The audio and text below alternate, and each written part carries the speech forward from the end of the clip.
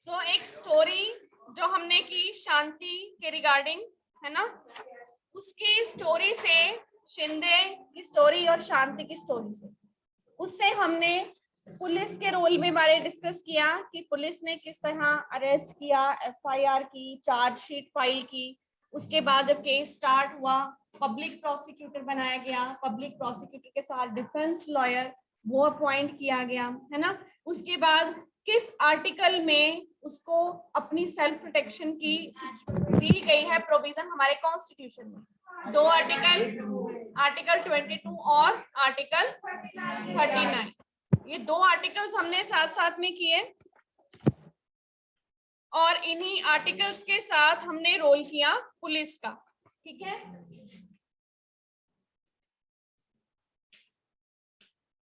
और ये केस जो हमने किया, ये कौन सा केस था? क्रिमिनल, है ना, क्रिमिनल केस, क्रिमिनल जस्टिस। और इसमें जो क्वेश्चंस होंगे आपके, तो क्वेश्चंस अभी तक हमारे साथ साथ में रोल ऑफ पुलिस कंप्लीट हो चुका है ना। नोटबुक पे आप नोटबुक पे सिर्फ आप बैक एक्सरसाइज के क्वेश्चंस ही लिखते हो। ये टॉपिक है इन बिटवीन आपके जो क्वेश्चंस हम कंप्लीट कर चुके हैं, ठीक है, जो टॉपिक्स हम कवर कर चुके हैं, ठीक है। तो अब इसमें आर्टिकल कौन कौन से हम कर चुके हैं? 22 and 39 रोल ऑफ पुलिस हो गया। अब आर्टिकल 22 की सारी प्रोविजंस इन डिटेल हम कर चुके हैं, ठीक है, कि आर्टिकल 22 की क्या क्या प्रोविजंस दी गई हैं। और उसी आर्टिकल 22 के साथ ही आर्टिकल 22 हमें क्या बताता है कि हमने क्रिमिनल लॉ, अरेस्ट के अगेंस्ट हमारे क्या राइट्स हैं, अगर हमारी अरेस्ट की जाती है तो उसके अगेंस्ट हमारे पास राइट्स क्या क्या हैं उस टाइम पर, ठीक है। जिस टाइम पर the person is being arrested, उस टाइम पर जिसको अरेस्ट किया जा रहा है उसके पास क्या राइट है, ठीक है। और इसी के साथ एक और चीज है, गाइडलाइंस दी गई है, ठीक है। गाइडलाइंस कौन सी है? डीके बासु जैसे chief justice of supreme court, ठीक है। तो उन्होंने जो डिसीजन के रिगार्डिंग गाइडलाइंस दी, तो उन गाइडलाइंस में भी इसी से रिलेटेड कुछ बताया गया है, इसी राइट से रिलेटेड, जो अरेस्ट के टाइम पीरियड में अरेस्टेड पर्सन के राइट्स हैं उनसे रिलेटेड बताई गई हैं गाइडलाइंस। अब इसमें क्या बताया गया है कि पुलिस ऑफिशियल्स, मुझे आवाज ना आए लास्ट मिनट से, ईशान आरिश के टेबल से, द पुलिस ऑफिशियल्स जो इस अरेस्ट को या इन्वेस्टिगेशंस को कैरी आउट कर रहे हैं, वो ऑफिशियल्स, उनके पास क्लियर, एक्यूरेट, विजिबल आइडेंटिफिकेशन होनी चाहिए, कि मतलब वो अरेस्ट करने जा रहे हैं तो अपने आईडी कार्ड वगैरह वो सारे कुछ क्लियर होने चाहिए उनके पास, एक्यूरेट होने चाहिए, क्लियर। और नेम टैग्स, उनके ऊपर उनका डेजिग्नेशन क्या है, उनका नेम टैग क्या है, वो सारा कुछ उस पे मेंशन होना चाहिए विद प्रॉपर आइडेंटिटी कार्ड, ठीक है। और दूसरा, जब वो अरेस्ट करने जा रहे हैं तो उनके पास अरेस्ट का मेमो अरेस्ट वारंट, ठीक है, वो भी उस टाइम पर प्रिपेयर होना चाहिए। अगर इन केस, जैसे हमने एफआईआर में कहा था, अगर कॉग्निजेबल ऑफेंस है तो उसमें कई बार अरेस्ट की वारंट की जरूरत नहीं भी होती। और कॉग्निजेबल ऑफेंस मतलब सीरियस इन नेचर, कि किसी का मर्डर हो गया है किसी का, ठीक है, किसी पे सीरियस क्राइम उस पे लगाया गया है, एक्यूज पर्सन है, ठीक है, तो उस केस में विदाउट वारंट भी वो अरेस्ट कर सकती है और बाद में लेटर ऑन ऑर्डर लिया जा सकता है कोर्ट का, ठीक है। तो लेकिन उसके पास क्या होना चाहिए, एक मेमो प्रिपेयर होना चाहिए जिसपे कि टाइम डेट लिखा हो, अरेस्ट किस टाइम पे हो रही है, किस डेट पे हो रही है, ठीक है। और एक विटनेस के साइन भी होने चाहिए कि इस पर्सन को अरेस्ट किया गया है, और फैमिली मेंबर के भी साइन होने चाहिए, जिस मतलब वो विटनेस फैमिली मेंबर भी हो सकता है, और उसको काउंटर साइन भी होना चाहिए किसी दूसरे विटनेस का। उसके बाद जो अरेस्ट किया गया है उसके भी साइन, मतलब ये सारी चीजें गाइडलाइंस हैं कि अरेस्ट के टाइम पीरियड में ये प्रोसीजर भी फॉलो किया जाए। और जो पर्सन अरेस्टेड हैं जिसके इंटेरोगेशन मतलब जिससे इन्वेस्टिगेशन की जा रही है, ठीक है, उसके पास भी ये राइट है कि जब उसको अरेस्ट किया जा रहा है तो वो किसी को इन्फॉर्म कर सके कि हाँ मेरी अरेस्ट हो रही है, ठीक है, वो अपने किसी फ्रेंड को, रिलेटिव को, किसी भी फैमिली मेंबर को इन्फॉर्म कर सके। सेकंड में कि एक उनके पास जैसे कहते हैं ना कि हम एक डॉक्यूमेंट रेडी होना चाहिए जिसपे डेट, टाइम, रीजन क्यों अरेस्ट किया जा रहा है, फिर विटनेस के साइन, फिर जिसको अरेस्ट किया गया उसके साइन प्रॉपर वो रेडी हो, ठीक है। यस, वो उसमें किया जा सकता है, ठीक है। सीरियस इन नेचर की वो जब तक हम ऑर्डर लेने जाए तब तक वो नेक्स्ट ना कर दे, ठीक है। If it is serious in crime और अगेंस्ट, अगर हम कह सकते हैं कि वो हम ये भी कह सकते हैं कि हमारे कंट्री की या स्टेट की प्रोटेक्शन के अगेंस्ट है, ठीक है, तो उस तब भी हम उस केस में भी उसको अरेस्ट किया जा सकता है, मतलब serious in crime. But arrest, yes, arrest किया जा सकता है, ठीक है, अरेस्ट किया जा सकता है। और बाद में कई, अब इतनी डिटेल में नहीं है, इन ब्रीफ है, तो इन ब्रीफ आपको ये पता होना चाहिए। बाकी डिटेल इसके अलग है, अलग अलग सेक्शंस होते हैं कि किस बेस पे ऐसे किया जा सकता है, वो अलग अलग डिटेल डिफरेंट आर्टिकल्स है। तो अभी सिर्फ आप इतना कॉग्निजेबल ऑफेंस कि अगर सीरियस इन नेचर है तो उनको बिना वारंट के अरेस्ट किया जा सकता है, ठीक है। उसके बाद वो अलग अलग डिटेल्स लॉज हैं कि किन किन लॉज के अंडर किस किस पर्सन को किस बेस पे अरेस्ट किया जा सकता है, तो वो इतनी डिटेल हमने नहीं करनी है, ठीक है। ये चीज क्लियर हो गई। उसके बाद कि अगर किसी का कोई फ्रेंड, रिलेटिव आउटसाइड रहता है, ठीक है, तो उसको वो बता सकता है कि मुझे कहाँ पे अरेस्ट करके लेके जाया जा रहा है या मुझे अरेस्ट किया जा रहा है। ये जिसको अरेस्ट किया जा रहा है उसके पास राइट है कि वो इन्फॉर्म कर सकता है, ठीक है, कि वो अपने घर में नहीं रहता है, कहीं बाहर ही रहता है, किसी दूसरे डिस्ट्रिक्ट में रहता है, तो वो अपने घर के बारे में मतलब अपने घर के मेंबर्स को विद इन 12 आवर्स इन्फॉर्म कर सकता है, ठीक है, 8 to 12 आवर्स में। ये क्लियर हो गया। ये सारे हो गए राइट्स। अगर आप सिर्फ हम राइट्स की बात करें, राइट्स ऑफ अरेस्टेड पर्सन, तो उसमें आर्टिकल 22 भी है और बीके बासु गाइडलाइंस भी है, ठीक है। ये दोनों किसके हैं? दे आर द राइट्स, ठीक है, ड्यूरिंग अरेस्ट। अगर अरेस्ट किसी की जा रही है तो उस टाइम पर अरेस्टेड पर्सन के पास क्या राइट्स हैं, आर्टिकल 22 भी देता है और आर्टिकल डीके बासु गाइडलाइंस भी देती हैं। अब इसके बाद नेक्स्ट क्वेश्चन है, और डीके बासु गाइडलाइंस किसने लिखी है? सुप्रीम कोर्ट ने, ठीक है। तो चीफ जस्टिस डीके बासु मतलब चीफ जस्टिस डीके बासु ने जो गाइडलाइंस बताई अरेस्ट के टाइम पीरियड के रिगार्डिंग, ठीक है।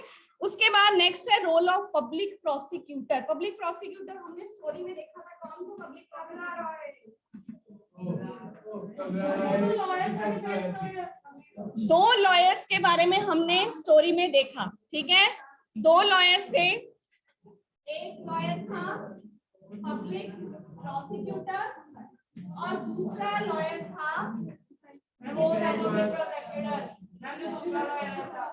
अब पब्लिक प्रोसिक्यूटर के बारे में हमने देखना है कि पब्लिक प्रोसिक्यूटर कौन है, ठीक है। पब्लिक प्रोसिक्यूटर की बात करें तो जैसे कि ये पब्लिक का मीन्स क्या है? पब्लिक वर्ड किसी के साथ भी लगा तो वो गवर्नमेंट से ही रिलेटेड होता है। अगर हम केस में देखें तो केस में हमें लगेगा कि जो पर्सन सही है स्टेट को उसके साथ होना चाहिए, है ना। हमें अगर हम केस देखें शांति का और शिंदे का तो हमें लगता है कि स्टेट को तो शांति के साथ होना चाहिए, है ना। लेकिन पब्लिक प्रोसिक्यूटर कौन होगा? जिसने एफआईआर की है, जिसने चार्जशीट जब फाइल की गई थी, ठीक है, उनकी तरफ होगा जिसने चार्जशीट फाइल। यस, तो पब्लिक प्रोसिक्यूटर एफआईआर किसने फाइल की थी? एफआईआर चार्जशीट किसने फाइल की थी? शिंदे ने। शिंदे की फैमिली थेफ्ट किनके घर हुई, चोरी किनके घर हुई थी? शिंदे के घर। एफआईआर किन्होंने नहीं करवाई? उन्होंने ही करवाई, है ना। और चार्जशीट शिंदे की फैमिली के बिहाफ पे पुलिस इंस्पेक्टर ने शिंदे के फैमिली के बिहाफ पे की, शांति के बिहाफ पे नहीं की चार्जशीट। तो केस किसने फाइल किया? शिंदे की फैमिली ने। तो अब जो प्रोसिक्यूटर है, जो लॉयर है, वो अपने आप स्टेट को रिप्रेजेंट कर रहे हैं, क्योंकि पुलिस किसका साथ दे रही है अभी?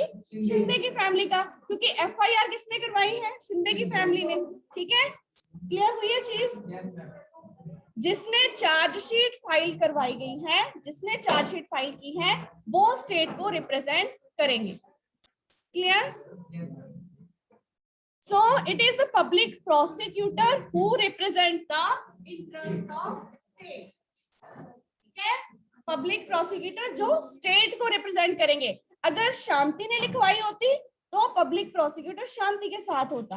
अगर इन केस शांति ने शिंदे के बेटे के खिलाफ लिखवाई होती एफआईआर, ठीक है, कि उस अगर इन केस सिचुएशन उल्टी होती तो उसने उसके बेटे के खिलाफ लिखवाई। यस लास्ट बेंच, हाँ जी, yes please explain who is public prosecutor? Yes, stand up. What is your name? Sami.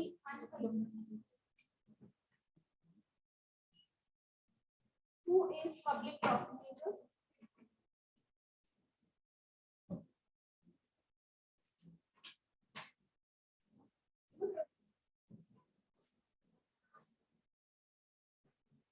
Yes, Sami.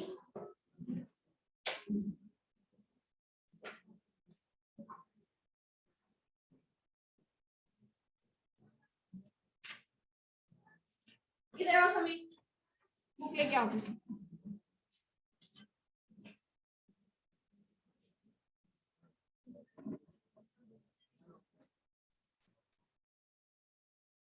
तो पब्लिक प्रोसिक्यूटर में शिंदे की फैमिली के साथ कौन से लॉयर हैं?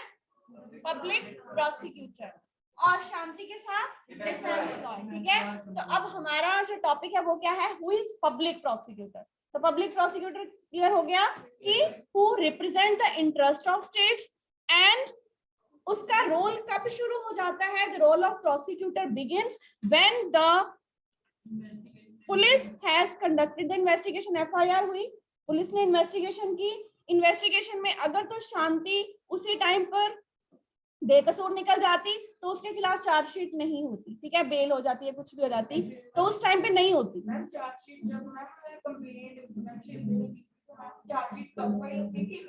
पहले with in 24 hours, with in 24, पहले एफआईआर हुई, with in 24 hours chargesheet file करनी पड़ेगी।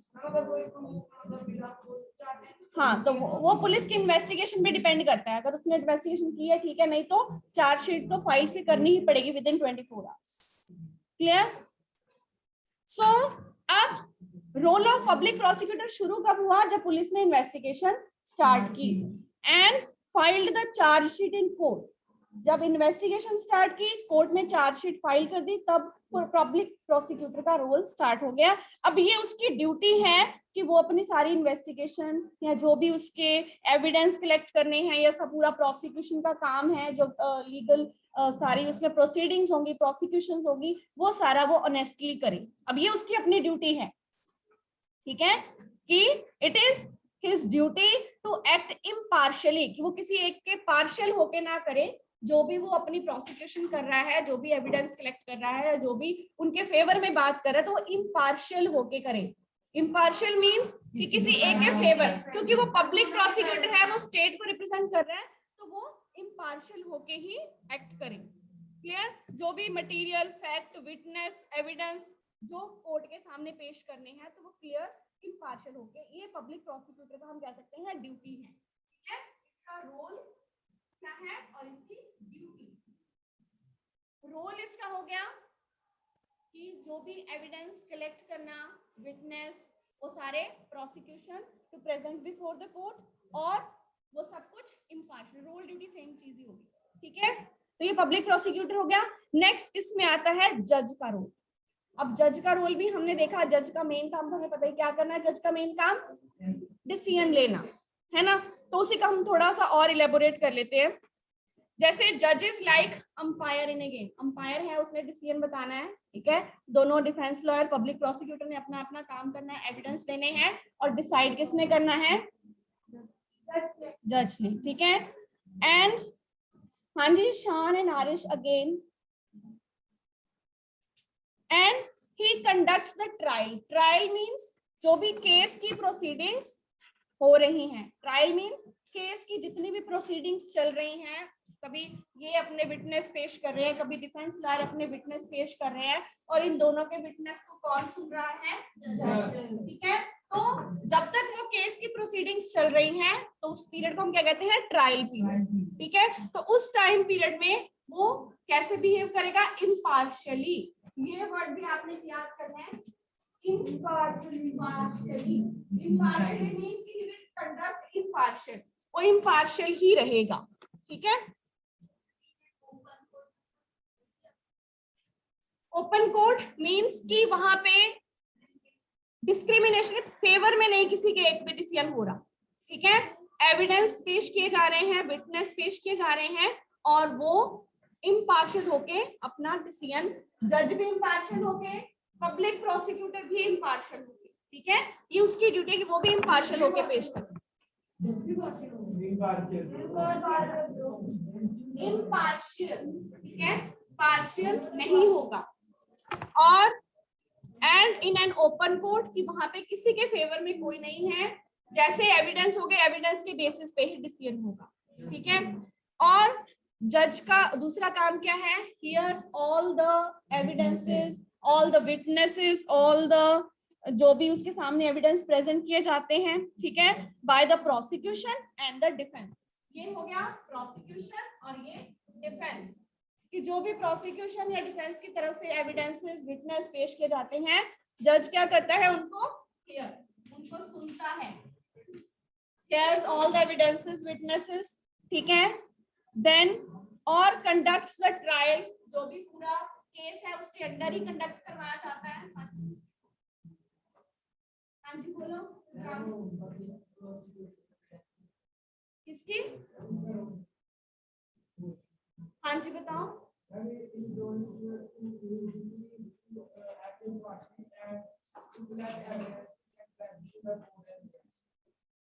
ठीक है, क्लियर। सो ही हियर्स, अब वो क्या करता है, कंडक्ट, पूरे केस को उसने कंडक्ट करवाना है, इम्पार्शियली कंडक्ट करवाना है, ये जज का काम है। हियर्स एविडेंस, विटनेसेस को सुनता है।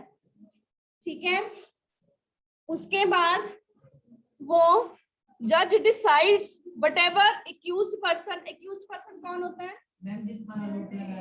जिसके ऊपर जो भी क्राइम है वो लगाएगा कि ये क्राइम इसने किया है। ठीक है, सो जज डिसाइड करता है, कंडक्ट करवाएगा, सुनेगा, हियर्स एंड डिसाइड्स। ठीक है, और वो डिसाइड भी करेगा कि whether whatever the evidences has been collected,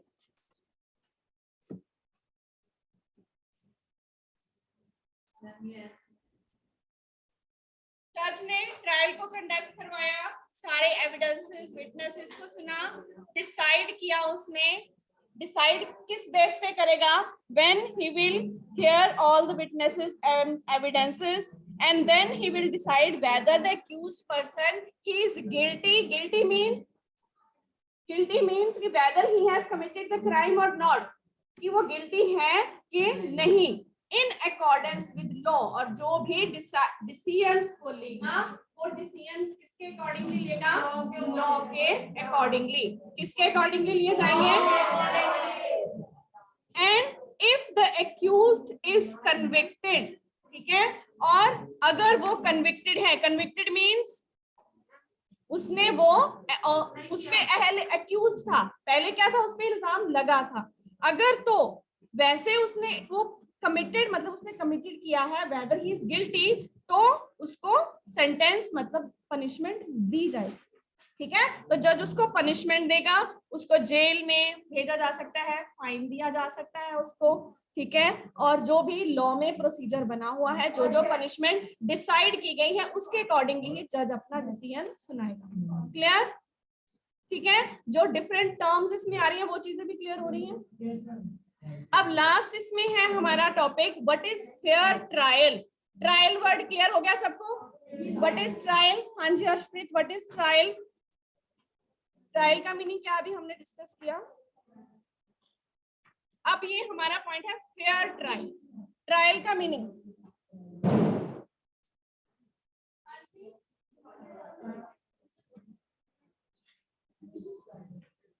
trial and fair trial.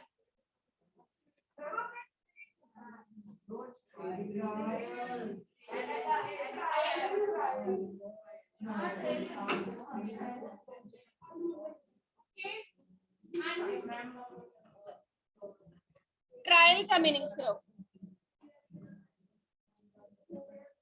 हाँ जी, यस अंश, यस शब,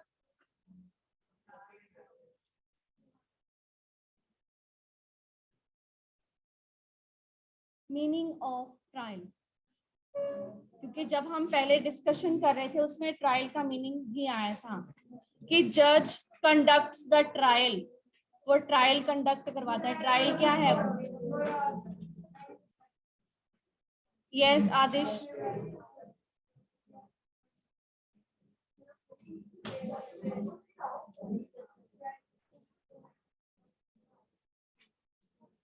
अगर आपको ट्रायल का मीनिंग बताना हो,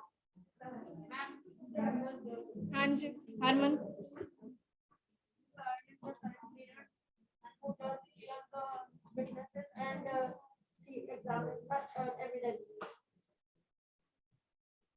कि वो सारा टाइम जिस टाइम पर कोर्ट की प्रोसीडिंग्स चल रही हैं, ट्रायल मींस वो टाइम पीरियड जिस टाइम पर केस की हियरिंग्स चल रही हैं, ठीक है, वो सारा ट्रायल।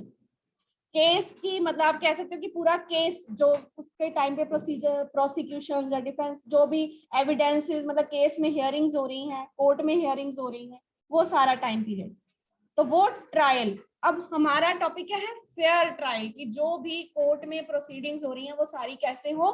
फेयर, ठीक है, वो इम्पार्शियल हो, फेयर हो। अनफेयर, अनफेयर मींस, जैसे use of unfair means in exam, इसका क्या मतलब है? Everyone sit down, raise your hand, raise your hand. अगर आपने ये वर्ड तो सुना ही होगा ना कि no use of unfair means in exams, exam में कोई अनफेयर मींस यूज नहीं होंगे। हाँ जी राघव, चीटिंग नहीं करनी है आपने, चीटिंग किसी भी, अब चीटिंग किसी भी मेथड से, ठीक है, किसी भी मेथड से चीटिंग नहीं करनी है। एक दूसरे से पूछना है, ठीक है, एक दूसरे को बोलना है, हाँ जी फर्स्ट का सेकंड पार्ट के थर्ड का सेकंड पार्ट, है ना, किसी भी वे से, या सिर्फ आई से, या सिर्फ ये आपके डिफरेंट वेज, है ना, यस, फर्स्ट का सेकंड पार्ट, क्लियर। तो these all are unfair means, ये सारे क्या हैं? अनफेयर मीन्स है, क्लियर। लेकिन कोर्ट में इस तरह के अनफेयर नहीं होगा, क्या होगा? फेयर ट्रायल, कोर्ट में फेयर ट्रायल होगा, और उस फेयर ट्रायल को कंडक्ट कौन करवाएगा? वो करवाएगा ट्रायल को कंडक्ट फेयरली। वो ये देखेगा कि किसी के साथ भी इनजस्टिस ना हो, सारे एविडेंसेस, इसीलिए वो टाइम टू टाइम अलग अलग डेट्स देता रहता है ताकि उनको टाइम मिल जाए एविडेंसेस को कलेक्ट करने का, ठीक है, क्लियर। हाँ जी, एविडेंसेस कलेक्ट और depend, it depends on different situation कि किस तरह का एविडेंस कलेक्ट करना है या क्यों। यस बेटा, ओके, ठीक है, so next we will discuss tomorrow.